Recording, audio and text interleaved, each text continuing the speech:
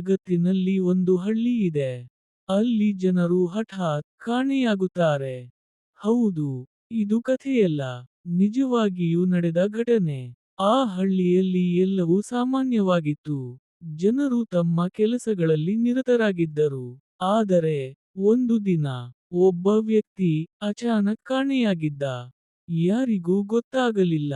ಅವನು ಎಲ್ಲಿ ಹೋದನು. ಆಮೇಲೆ, ಮತ್ತೊಬ್ಬ. ಇದು ಒಂದು ಭಯಾನಕ ರಹಸ್ಯವಾಗಿತ್ತು. ಕೆಲವರು ಹೇಳುತ್ತಾರೆ, ಅಲ್ಲಿ ಒಂದು ಅದೃಶ್ಯ ಶಕ್ತಿ ಇದೆ ಅಂತ. ಇನ್ನು ಕೆಲವರು ಹೇಳುತ್ತಾರೆ, ಅದು ಸರ್ಕಾರದ ಗುಪ್ತ ಪ್ರಯೋಗ. ಆದರೆ, ಒಂದು ದಿನ, ಒಬ್ಬ ಯುವಕ ಈ ರಹಸ್ಯ ತಿಳಿಯಬೇಕು ಅಂತ ನಿರ್ಧರಿಸಿದ. ಅವನು ರಾತ್ರಿ, ಆ ಹಳ್ಳಿಯಲ್ಲಿ ಒಬ್ಬನೇ ಉಳಿದಿದನು. ಅರ್ಧರಾತ್ರಿಯಾಗುತ್ತಿದ್ದಂತೆ, ಅವನಿಗೆ ಒಂದು ವಿಚಿತ್ರ ಶಬ್ದ ಕೇಳಿಸಿತು. ಹುಂ, ಹುಂ, ಭಯದ ಮುಖ. ಅವನು ನಿಧಾನವಾಗಿ ಹೊರಗೆ ನೋಡಿದ. ಆದರೆ, ಯಾರೂ ಇರಲಿಲ್ಲ. ಹಠಾತ್, ಅವನ ಮುಂದೆ ಒಂದು ಬೆಳಕು ಕಾಣಿಸಿತು, ಬೆಳಕಿನ ಬಲ್ಬ್. ಆ ಬೆಳಕಿನೊಳಗೆ, ಒಂದು ಹಳೆಯ ಗುಹೆಯ ದ್ವಾರ ಕಾಣಿಸಿತು, ಕೆಂಪೇರಿದ ಮುಖ.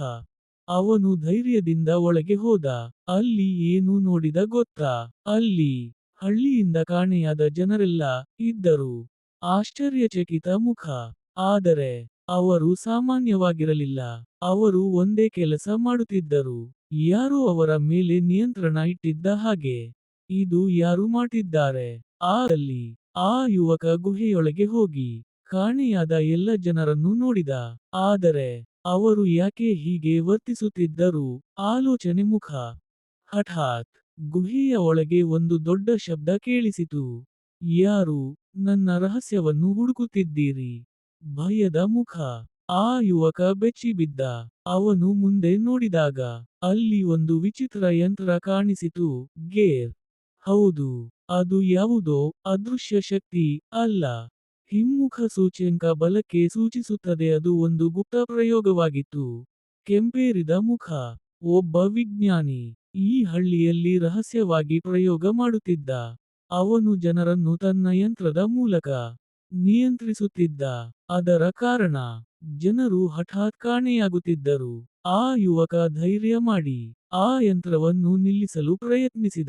ಒಂದು ಕ್ಷಣ, ಎಲ್ಲವೂ ನಿಂತಂತಾಯಿತು. ಹಠಾತ್, ಯಂತ್ರ ಸ್ಫೋಟವಾಯಿತು.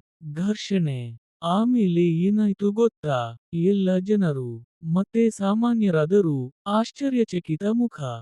ಹಳ್ಳಿ ಮತ್ತೆ ಜೀವಂತವಾಯಿತು. ಆದರೆ, ಆ ವಿಜ್ಞಾನಿ, ಹಠಾತ್ ಕಾಣೆಯಾಗಿದ್ದ, ಭಯದ ಮುಖ. ಇಂದಿಗೂ, ಅವನು ಎಲ್ಲಿದ್ದಾನೆ ಅನ್ನೋದು ಯಾರಿಗೂ ಗೊತ್ತಿಲ್ಲ. ಹಿಮ್ಮುಖ ಸೂಚ್ಯಂಕ ಬಲಕ್ಕೆ ಸೂಚಿಸುತ್ತದೆ. ಇದು ಒಂದು ಕಥೆನಾ? ಅಥವಾ ನಿಜವಾದ ಘಟನೆನಾ? ಅದು ಇನ್ನೂ ರಹಸ್ಯವೇ. ಬಾಯಿಯಿಲ್ಲದ ಮುಖ. Please like and subscribe.